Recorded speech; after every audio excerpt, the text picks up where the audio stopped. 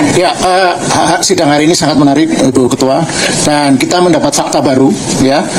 Dan fakta baru yang disampaikan oleh KPU itu benar-benar dalam persepsi saya sudah membatalkan atau menganulir 4 sidang sebelumnya jadinya. Kenapa pernyataan ini tidak sejak awal ya disampaikan? Artinya begini, dalam 4 persidangan sebelumnya kita sudah berdebat mengenai apakah salinan ijazah yang paling penting aja yang itu terbuka atau tertutup, dikecualikan atau tidak. Bahkan kita harus mediasi, kita harus ada putusan adjudikasi, uji konsekuensi, bahkan sampai sekarang KPU Solo belum bersedia memberikan salinan itu. Ternyata hari ini kita baru tahu, ternyata salinan-salinan dokumen penting itu, termasuk salinan ijazah, pernah di-upload. Artinya publik pernah diberi kesempatan gitu kan. Nah, persoalannya kan, kalau memang satu dokumen, ini ada hati-hati ya Mbak Leoni, kalau pernah di-upload itu selalu ada rekam jejak digitalnya yang bisa dilacak. Dan pertanyaan paling penting, kenapa waktu kami memohon salinan ijazah itu disensor? Nah, pertanyaannya, apakah salinan ijazah saat itu ketika diupload tahun 2014 dan 2019 itu juga versi sensor atau tidak? Artinya soal kapan dilegalisasi dan sebagainya itu bisa dibaca nggak saat itu? Nah, ini mohon dicatat, temuan ini menjadi kejelasan bahwa memang ada inkonsistensi dari pihak termohon, khususnya KPU untuk tidak sejak awal memberikan keterangan yang clear and cut dan jelas. Terima kasih. Ya. 2002. Ya. Kalau KTP saja ada satu contoh tidak lagi. disensor, ijazah nggak mungkin disensor ya. Disensor kan pasti ya. Ibu Ketua, ada satu fakta lagi yang menarik. Kita tahu beberapa bulan lalu ada polemik di masyarakat ketika mulai muncul info, ini hanya info sampingan, ada info bahwa riwayat pendidikan Gibran tiba-tiba hilang dari website KPU. Nah, apakah ini praktek yang lazim di KPU menghilangkan informasi-informasi penting? Ya, ini nggak ada relevansinya, jadi saya tidak lanjutkan ya. Karena itu saya meminta di SOP untuk tayang itu, karena ini menyangkut kasus tahun 2024 ya, itu. Tapi kan yang terkait ijazah Gibran kita tidak bahas di sini ya. Jadi nanti di persidangan berikutnya. Kalau saya diklarifikasi, di sebelum itu sudah ada fasilitas informasi di mana para kandidat untuk mencalon syarat mengupload calon-calon itu ya, persyaratannya yang bisa diakses secara penuh, diberikan akses kepada kandidat.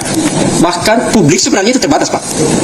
Jangankan publik, Bawaslu pun sebenarnya terbatas, hanya tertutup. Dan bahkan pernah Bawaslu itu mengeluh, kami tidak bisa mengakses full masuk di sidang gitu loh. Jadi kan ada sidang, ada si sidali gitu ya. Itu kan harus ada 2 hal yang berbeda gitu loh. Jadi maksud saya masih agak ragu kalau disebut semua full masuk lalu terkoneksi ke informasi gua ini bukan gitu. Jadi di sidang itu memang semua orang mengupload masuk, semua kandidat mengupload persyaratannya yang 20-an itu, lalu kemudian KPU memberi batasan.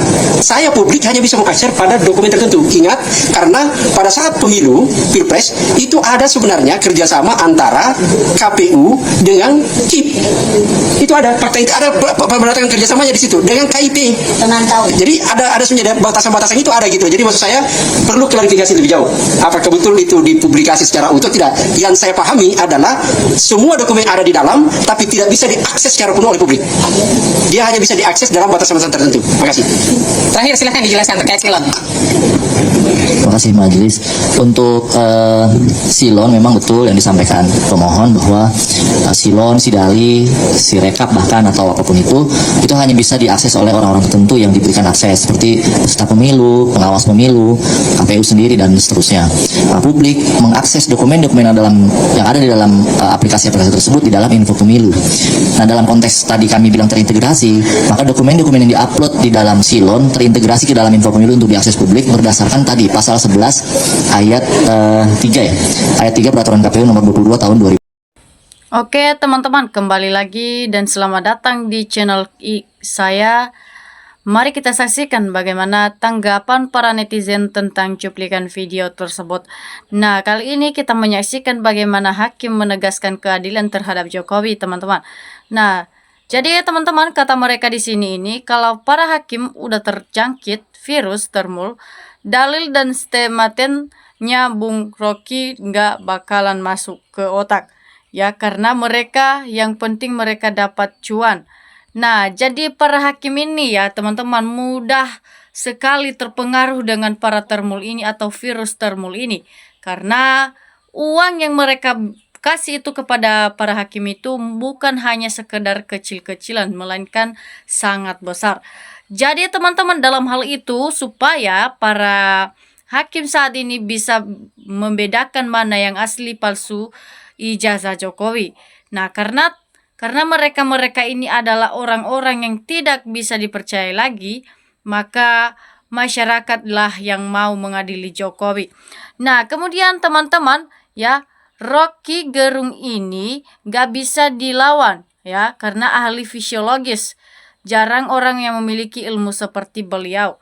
Betul sekali teman-teman, karena Rocky Gerung ini memang betul, ya. Dia itu ahli fisiologis. Jadi kita perlu mendukung biar tahu dan biar masalah ijazah ini terang benderang. Karena masalah ini semakin panjang maka negara kita semakin terpojok dan tidak pernah maju-maju. Nah, kemudian teman-teman, ya, semoga pejuang kebenaran yang selalu menang, ya. Janganlah yang memperjuangkan kebohongan tidak menjadi menang, ya. Harus pejuang yang kebenaran, itulah yang harus menang. Nah, jadi teman-teman, ini baru betul. Dikit-dikit penjara rakyat maunya dibikin tolol terus. Ya, jadi mantap Bang Rocky. Teruslah berjuang demi rakyat. Karena rakyat sudah jadi tidak senang dengan orang-orang yang mengkhianati mereka. Seperti termasuk Jokowi saat ini. Nah, kemudian teman-teman, karena Jokowi saat ini tidak mau menunjukkan ijazahnya di persidangan, maka harus diseretkan saja daripada bikin pusing kepala kita, jadi harus diseretkan langsung ke dalam penjara. Nah, hakim jaksa tidak ngerti hukum, buktinya tidak mampu menyelesaikan ijazah tersebut, hanya selembar kertas. Ya, jadi hakim kita saat ini yang sudah kita percayai saat ini, ya, hakim yang tidak mengerti hukum. Karena kenapa?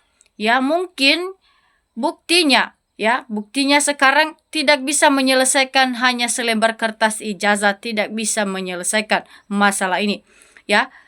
Maka dari situ masyarakat mengetahui bahwasanya hakim sudah bersengkongkol dengan Pak Jokowi, ya. Maka dari itu teman-teman, supaya masalah tersebut bisa cepat terselesaikan, mari kita bersatu bersama para hakim ini supaya masalah ini bisa cepat terselesaikan. Karena kalau terus-menerus masalah ini mungkin tidak bisa diselamatkan lagi para hakim-hakimnya yang sudah gila-gila dengan uang.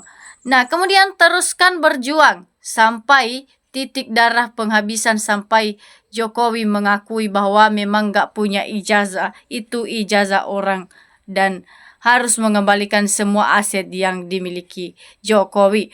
Nah, jadi mari kita terus memperjuangkan, kata salah seorang masyarakat ini, ya, sampai habis masalah ini, sampai drama Korea Jokowi ini selesai. Karena mungkin kita jadi maju kalau misalnya selesai masalah ini. Itulah yang membuat jadi beku perjuangan masyarakat Indonesia ataupun negara Indonesia karena masalah ijazah ini.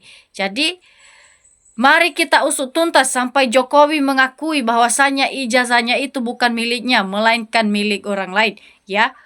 Ya, jadi teman-teman, ya, semua aset yang dimiliki keluarga Jokowi yang telah dia ambil dari negara kita itu, maka harus dikembalikan kalau sudah terbukti ijazah palsu Jokowi, ya. Jadi kita bisa maju dan bisa membayarkan hutang-hutang kita ke luar negeri kalau misalnya sudah diambil aset Jokowi yang telah dia ambil selama ini, teman-teman. Nah, kemudian teman-teman, yang dimiliki Jokowi ataupun keluarga termul dan kroni-kroninya yang telah menikmati semua uang ataupun dana di negara Indonesia itu wajib dikembalikan dan diminta pertanggungjawabannya. Ya, biar negara tidak berutang lagi kepada negara-negara lain. Ya, jadi teman-teman, mari kita berjuanglah. Bang Rocky Gerung sampai Jokowi masuk penjara dan seluruh kembalikan aset kerugian negara selama 10 tahun dia menjabat. Ya, jadi mari kita bersatu dengan Bang Roy dan DR Tifa dan juga Rismon Sianipar, ya. Bersama Rocky Gerung ini biar kita membongkar bersama-sama. Biar semua yang diambil Jokowi dari negara kita, segala aset harta keluarga Jokowi, maka harus dikembalikan, teman-teman. Nah, jadi teman-teman, sungguh mengeringkan Rocky Gerung ini supaya bisa membongkar segalanya masalah ini. Nah, jadi teman-teman, bubarkan saja pengadilan negara ini karena pemerintahan semua harus digantikan yang bekerja di sana. Karena memang tidak adil dan tidak pernah memihak dengan kejujuran yang sekarang. Jadi teman-teman, masih banyak yang ingin memperjuangkan supaya masalah ini bisa terselesaikan dengan cepat biar negara Indonesia jadi maju-maju. Jadi mantap Bang Rocky, sehat selalu, semangat sampaikan kebenaran supaya pada paham dan sadar yang telah melakukan kesalahannya tersebut. Jadi mari kita mendukung Bang Rocky ini supaya bisa disampaikannya kebenaran demi kejujuran di negara Indonesia ini. Nah, jadi teman-teman, gerung kebal hukum mulutnya harus disumpah sampai plastik berisi kotoran. Nah, kemudian teman-teman ya, dengarkan Pak Hakim, jangan sampai keduangan ya. Jadi mari kita dengarkan kata-kata Rocky Gerung ini kepada para hakim ini biar tahu masalah ini sebesar apa dan sebanyak mungkin yang diperbuat Jokowi saat ini. Kemudian teman-teman, marilah kita membuat jujur dan melakukan hal yang sangat baik, bukan seperti Pak Jokowi saat ini ya, yang hanya menghalalkan segala cara demi mendapatkan kekuasaan dan jabatan jadi presiden ya. Itulah hasilnya sekarang ya. Ditanyakan masyarakat malah tidak mengatakan yang sejujurnya. Jadi hancurkan para pembohong di Indonesia yang sudah merusak demokrasi di Indonesia. Semoga Indonesia bisa hidup dengan tenang dan nyaman damai. Jadi mari kita menghancurkan segala pembohong dan segala yang sudah merusak negara Indonesia kita, yang sudah membuat negara kita tidak pernah maju. Mari kita usut tuntas dan sampai mereka mengakui bahwasanya mereka telah melakukan kebohongan dengan Jokowi.